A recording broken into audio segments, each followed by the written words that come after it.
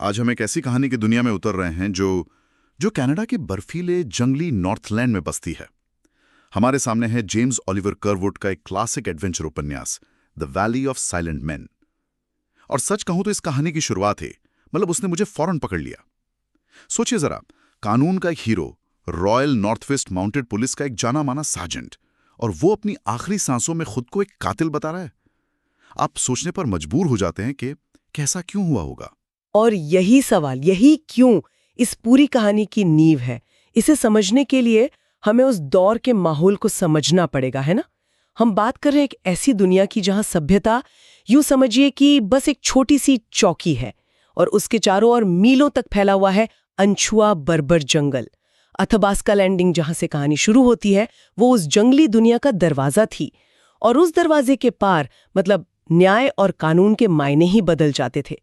वहां के नियम उतने ही कठोर और अप्रत्याशित थे जितनी कि वो जमीन खुद। तो चलिए इस कहानी के किरदारों और उनके उलझे हुए इरादों को समझते हैं। हमारा हीरो है सार्जेंट जेम्स केंट, जिसे नॉर्थ का सबसे बेहतरीन मैन हंटर कहा जाता है। लेकिन देखिए विडंबना देखिए, आज वो खुद अपनी ही किस्मत का शिकार है। उसकी डॉक्टर कार्डिगन ने उसे बताया है कि एक पुराने गोली के घाव की वजह से उसके पास जीने के लिए बस कुछ घंटे या ज्यादा से ज्यादा कुछ दिन बचे हैं। हाँ, और डॉक्टर की डायग्नोसिस बहुत स्पेसिफिक है। उसने बताया कि गोली ने केंट के दिल से निकलने वाली मुख्य धमनी यानी एओर्टा की दीवार को कमजोर कर दिया है। ये एक गुब्बारे की तरह फूल गई है और जरा से भी दबाव से फट सकती है, जिससे उसकी मौत पल भर में हो जाएगी। तो केंट के दिमाग में ये बात बैठ गई है कि उसकी मौत तय है और बस किसी भी पल आ सकती है। और इसी इसी निश्चित मौत के साये में केंट एक ऐसा कदम उठाता है जो सबको हिला के रख देता है। वो अपने दोस्तों को, staff sergeant O'Connor, father Leone और अपने अफसर इंस्पेक्टर कैडेस्टी को बुलाता है और उनके सामने एक हत्या का जुर्म कबूल करता है। वो कहता है, मैंने जॉन बार्कले को मारा था। लेकिन ये कोई कोई आम कबूलनामा नहीं है। इसके पीछे एक बहुत गहरा मकसद छिपा है। केंट ये सब एक बेगुनाह आदमी सैंडी मैक्ट्रिगर को बचाने के लिए कर रहा है, जिसे इसी हत्या के जुर्म में फांसी होने वाली है। वो एक नेक झूठ बोल रहा है। वो अपनी बची खुची जिंदगी का इस्तेमाल किसी और को जिंदगी देने के लिए कर रहा है। और दिलचस्प बात यह है कि वो हत्या की वजह नहीं बताता। इससे ये रहस्य और भी गहरा हो जाता है ना। बिल्कुल। और उसके दोस्तों की प्रतिक्रिया भी बहुत कुछ कहती है। ओ'कॉनर और फादर लियोन तो गहरे सदमे में हैं। उन्हें उन्हें यकीन ही नहीं हो रहा। पर सबसे अजीब और ध्यान खींचने वाली प्रतिक्रिया इंस्पेक्टर कैडेस्टी की है। वो एक सख्त, भावनाओं को काबू में रखने वाला अफसर है, लेकिन केंट का कबूलनामा सुनते ही वो बुरी तरह घबरा जाता है। उसका चेहरा सफेद पड़ जाता है। ये सिर्फ एक दोस्त को खोने का दुख नहीं लगता। नहीं, बिल्कुल नहीं। केएचटी की ये घबराहट बहुत कुछ कहती है। अगर सिर्फ एक दोस्त की सिर्फ चिंता होती तो बात और थी, पर वो तो ऐसा बर्ताव कर रहे हैं जैसे केंट का कबूलनामा उसकी अपनी किसी दुखती रग पर हाथ रख रहा हो। ऐसा लगता है जैसे वो कोई ऐसा राज जानता है जिसका सीधा ताल्लुक इस हत्या से है। और यहीं से लेखक ये इशारा दे रहा है कि ये कहानी सिर्फ केंट की नहीं है, इसके तार कहीं और भी गहरे जुड़े हुए हैं। तो अब मंच तैयार है। एक हीरो ने अपनी मौत से ठीक पहले खुद को विलन बना दिया है ताकि एक बेगुनाह बच सके। कहानी यहां खत्म हो सकती थी, है ना, एक दुखद लेकिन महान बलिदान के साथ। पर तभी कहानी में एक ऐसा मोड़ आता है जिसकी किसी ने कल्पना भी नहीं की थी। हाँ, और ये इस कहानी का सबसे क्रूर व्यंग्य है, आप कह सकती हैं। डॉक्टर कार्डिगन, वो भागता हुआ आता है, खुशी और अपराध बोध के मिले जुले भावों के साथ। उसे अपनी गलती का एहसास हो गया है। उसका डायग्नोसिस, उसकी पूरी जांच पूरी तरह गलत थी। वो केंट से कहता है, तुम मरने नहीं वाले हो, तुम जियोगे। ये कितनी अजीब बात है। डॉक्टर खुशखबरी लेकर आता है कि तुम जियोगे, और यही केंट के लिए मौत का फरमान बन जाता है। एक पल पहले तक वो एक हीरो था, अब वो एक कबूल किया हुआ कातिल है जिसे फांसी होगी। वो अपना बयान वापस लेने की कोशिश करता है।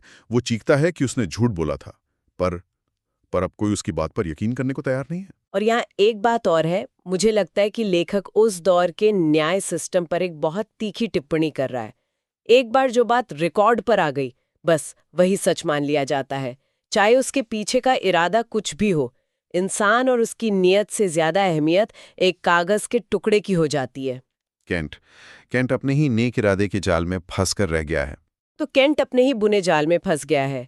एक नेक इरादे से बोला गया झूठ अब उसकी मौत का कारण बनने वाला है। इस पल में उसके लिए सारी उम्मीदें खत्म हो चुकी हैं। लेकिन कहानी हमें यहाँ सांस लेने का मौका भी नहीं देती, क्योंकि ठीक इसी निराशा के बीच एक ऐसा किरदार आता है जो कहानी का रुख ही बदल देता है। जी हाँ, एक रहस्यमयी और बेहद खूबसूरत महिला मरेट रेडिसन। वो केंट से जेल में मिलने आती है। वो कहती है कि वो साइलेंट मैन की घाटी से आई है और उसे पूरा यकीन है कि केंट निर्दोष है। उसका आना केंट के लिए सिर्फ एक ताज़ी हवा का झोंका नहीं है, वो अपने साथ उस जंगली दुनिया का विश्वास लेकर आती है जहां लोग कागजों पर नहीं बल्कि आंखों में देखकर सच पहचानते हैं। मरेट का विश्वास वो केंट को एक नई हिम्मत देता है।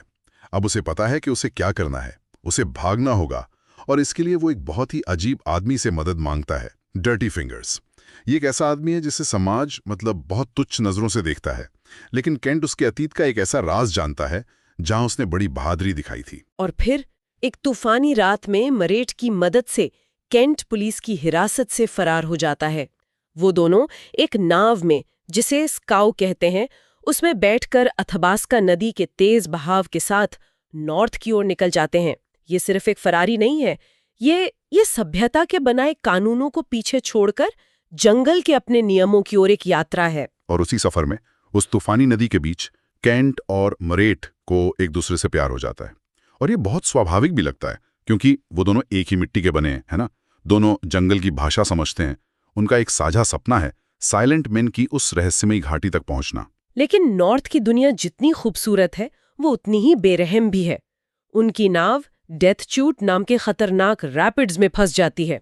लहरें इतनी तेज हैं कि नाव चट्टानों से टकराकर टुकड़े टुकड़े हो जाती है। एक पल वो प्यार में थे, अपनी मंजिल की ओर बढ़ रहे थे, और अगले ही पल सब कुछ तबाह हो गया। केंट तो किसी तरह तैरकर किनारे आ जाता है, लेकिन मरेट नदी की लहरों में कहीं खो जाती है और उसे मृत मान लिया जाता है। ये पल वाकई दिल तोड़ने वाला है। और ये केंट के लिए कहानी का सबसे विनाशकारी मोड़ है। जिस महिला ने उसे जीने की एक वजह दी थी, वो उसकी आंखों के सामने मौत के मुंह में समा गई। अब वो सिर्फ एक भगोड़ा नहीं है, बल्कि एक टूटा हुआ इंसान है। उसका मकसद बदल जाता है। अब वो अपनी जान बचाने के लिए नहीं भाग रहा, वो मरेट की यादों के साथ जीने के लिए उस घाटी को ढूंढना चाहता है।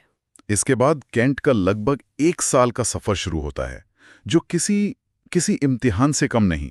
वो मरेट के बताए रास्ते पर चलता है और एक ऐसी जगह से गुजरता है जिसे सल्फर कंट्री कहा गया है।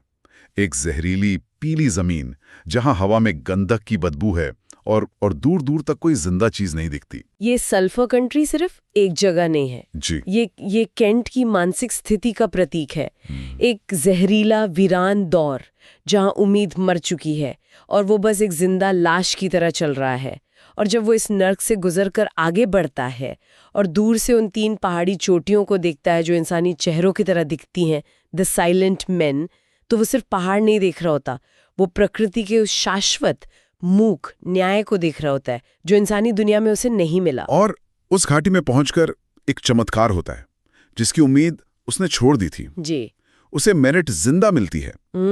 उसे रैपिड से कुछ शिकारियों ने बचा लिया था और वो अपने घर पहुंच गई थी।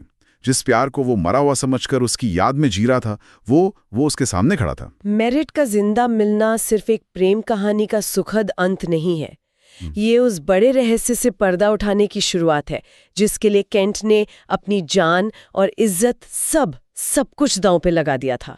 अब सारी गुत्थियां सुलझने का वक्त आ गया है। तो अब आखिरकार पूरी सच्चाई सामने आती है। सैंडी मैकट्रेगर, जिसे केंट ने बचाया था, वो भी उसी घाटी में है और वो दोनों मिलकर केंट को पूरी कहानी बताते हैं। तो असली कातिल कौन था? असली कातिल वो सैंडी का भाई था, डोनाल्ड मैकट्रेगर। यहाँ कहानी 30 साल पीछे जाती है। जॉन बार्कले, जिसे मारा गया, और इंस्पेक्टर केडेस्टी, इन दोनों ने मिलकर सालों पहले डोनाल्ड की पत्नी के साथ कुछ ऐसा किया था जिससे उसकी मौत हो गई थी। और सिस्टम उन्हें सजा देने में नाकाम रहा था। तब से डोनाल्ड बदले की आग में जल रहा था। एक पागल की तरह 30 साल तक इन दोनों को नॉर्थ के जंगलों में ढूंढता रहा। मतलब जॉन बार्कले को मारकर डोनाल्ड ने अपना 30 साल पुराना बदला लिया था और इसी वजह से इंस्पेक्टर केडेस्टी इतना घबराया हुआ था। उसे डर था कि अगर डोनाल्ड पकड़ा गया तो एक वरदान की तरह था। इससे केस बंद हो गया और उसका राज हमेशा के लिए दफन हो गया। और मेरेट का इन सब से जो रिश्ता है वो ये कि वो मैकट्रिगर भाइयों की गोद ली हुई बेटी थी। वो उन्हें अपने पिता की तरह मानती थी और उनके राज की हिफाजत कर रही थी। लेकिन कहानी यहाँ खत्म नहीं होती। केंट का नाम साफ कैसे होता है? क्या वो हमेशा के लिए भगोड़ा ही रहता? नहीं, यहाँ केंट का दोस्त स्टाफ सार्जेंट ओ कनर एक बहुत अहम भूमिका निभाता है। वो कभी भी पूरी तरह यकीन नहीं कर पाया था कि केंट कातिल है। वो अपनी खोज जारी रखता है और आखिरकार उसे मरता हुआ डोनाल्ड मैकट्रिगर मिल जाता है। और अपनी आखिरी सांसों में डोनाल्ड उसे पूरी सच्चाई बता देता है, अपना जुर्म कबूल कर लेता है। ये इकबालनामा पुलिस रिकॉर्ड में दर्ज हो जाता है और इस तरह सार्जेंट जेम्स केंट का नाम। तो एक नेक छूट से शुरू हुई कहानी, एक गलत मेडिकल रिपोर्ट, एक रोमांचक फरारी, एक दिल दहला देने वाली त्रासदी और एक चमत्कारी मिलन से होते हुए अपने अंजाम तक पहुंची। ये कहानी सिर्फ एक एडवेंचर नहीं है, ये उससे कहीं ज्यादा गहरी है। हाँ, ये कहानी जंगल के अपने कानूनों की है। यहाँ दो तरह के न्याय चल रहे हैं। एक सभ्यता का कानून जो कागजों और प्रक्रियाओं में उलझा है और अक्सर असली न्याय देने में नाकाम रहता है। और दूसरा जंगल का कानून जो सम्मान, वफादारी और बदले की आदिम भावना पर आधारित है। और दिलचस्प बात यह है कि इस कहानी में जंगल का कानून, जिसे हम बर्बर समझते हैं, वो सभ्यता के कानून से ज्यादा नैतिक और असरदार साबित होता है। और इसी के साथ हम अपने श्रोताओं के लिए एक सवाल छोड़ जाते हैं। जब असली न्याय, चाहे वो बदला ही क्यों न हो, इंसानी कानून की पहुंच से बाहर सम्मान और निजी कोड के जरिए मिलता है, तो ये हमारी बनाई हुई सभ्यता और उसके कानून के बारे में क्या कहता है?